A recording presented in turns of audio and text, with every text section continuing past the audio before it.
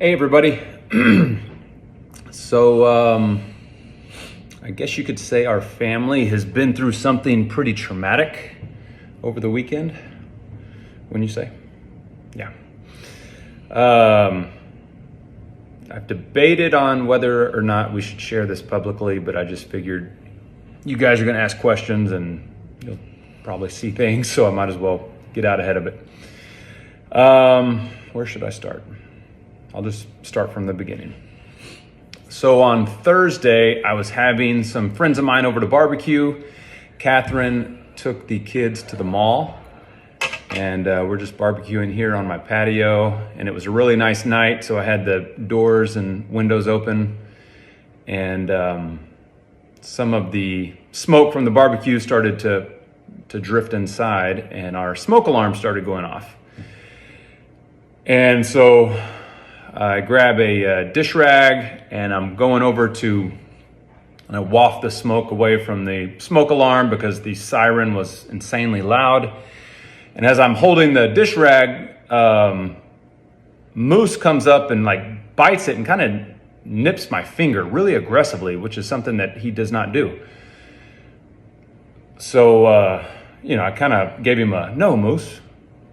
And again, the siren's just blaring. And then he goes and starts to bite my feet. And like he's kind of done this before. Like if you have a herding dog, you're probably familiar with this, where they kind of nip the heels, but he never really bites. Well, he was biting my feet so hard, he actually put holes in my shoes and it was hurting my feet. So at this point, again, there's so much chaos going on with the alarm going off. I give him like a very stern, like, Moose, no.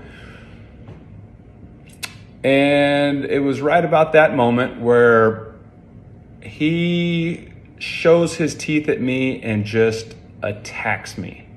And I don't mean like bite and run off like a lot of dogs do when they're scared or defensive. I mean, attacks me. And I feel him just kind of ripping into the flesh of my arm.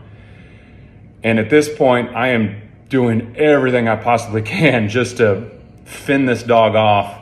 And I'm over here in our hallway. There's a couple double doors over here. I'm trying to get him out the double doors. And I know I'm bleeding badly. And my friends don't know what's going on. I'm just trying to get him out the door. I finally am able to get him out the door into the backyard. And he comes back through the door and attacks me for a second time. And I'm not trying to be dramatic, but I honestly just felt like I am fighting for my life here against a dog. No, not just a dog. My dog, right? Like he's my dog. We've only had him for a little under 3 months, but like he's my dog. I walk him. If I run errands, he goes in the truck with me. When I get out of my chair, my kids don't like it because he follows me. He doesn't follow them. Like it's my dog. All he's ever wanted was affection. Earlier that day, I had a video of him just putting his head in my lap while I'm working upstairs, and he just wanted to be pet. Like that's my dog. And so it was so bizarre. Like, why is my dog, who I know loves me, attacking me so aggressively? So I'm finally able to get him out a second time, and my friends who are here shut the door behind me. And I looked down at my arm, and it was the worst of the bunch, but that was cut so deep, and I just see blood squirting, probably a couple feet squirting. And so my first thought is, I think that dog may have nicked an artery. And we have the video, which the video is way too violent. I'm not going to share that, but you hear me saying, this is serious. You got to get me to a hospital. Call Catherine. And I thank God that my friends were there because they were able to rush me to the ER. So I go to the ER and they stitch me up in 5 or 6 different places on my arm. All the while, I still am just having a hard time reconciling what just happened with my dog. And I get home, my friends had corralled Moose to the backyard, and Cleaned up for us. Yeah, and they cleaned up. There was, again, I've got photos of this too, but a literal pool of blood on our floor, like nothing I've ever seen. So the next morning, and again, I'm confused, I'm heartbroken, but I know with what just transpired, obviously I can't keep Moose in this house. I've got young kids and I've got to be concerned about my own safety. So I'm talking to our local animal control, and they connected me with a great officer who happened to have a boxer, so he was very sympathetic, and we were just talking through the different things. I called our animal adoption agency where we got Moose. I was looking at the various no-kill shelters. I was just trying to figure out the best plan of action. And this officer actually said, okay, make your calls and then call me back. We'll figure this out together. Like, he was super helpful. And we kind of told my parents what had happened, and they said, hey, we're going to come grab the kids so that you can rest and recover. And so we were super grateful for that. And so I'm waiting in the front yard for my parents to show up with the kids. They show up, and we're getting the kids in the car so that they can go with them. And the next thing I know, I hear a no, no, no, no. And it's Catherine from inside the house. And I look at the front door because I'm standing in the front yard. And I see Moose running out the front door. So apparently we had these double doors open for that barbecue, and we didn't lock them, I guess. And it was really windy that day, and the wind actually blew the doors open. And so, going through a dog attack is pretty darn traumatic. Having to relive it less than 12 hours later, seeing that dog running straight at you is a feeling that I don't think I ever want to experience again.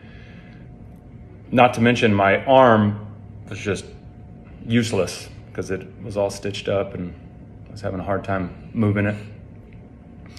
And so there's a split second where I'm looking at him and I'm just praying, like, please let it be the friendly Moose that I know. And he made a beeline right at me and just lunged and started attacking me again. And again, we've got video because we've got cameras outside. And I'm just saying, no, no, no. And then my dad is in the front yard too, and I'm like, help, help.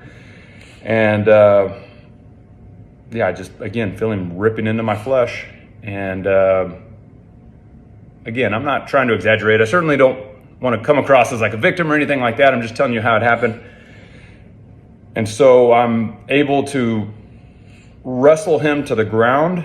And this dog is so strong. He's so explosive, but I'm able to wrestle him to the ground. I've got a hold of his collar, but I know that he's ripped my arm open. And I just know, like, I'm fighting for my life here. Like, I feel like if this dog gets up, he is going to kill me. Again, it's so bizarre because it's my dog who I was literally kissing on the head just a day prior. And my dad comes over, helps the best he can. My mom is in a panic. She's shouting for the neighbors to call 911. The kids got into the car, and then we were very fortunate that the kids did see Moose attack me, but then a neighbor came out and quickly ushered them into their house so they didn't see anything else. And then it took me about 10 minutes of laying on Moose, and it took everything I had to control this dog. And like, I'm 220 pounds. Like, if it were anyone else, like, he would have killed my children or my wife. But I was able to hold him for 10 minutes until the cops came, and then the cops had a hard time getting control of him.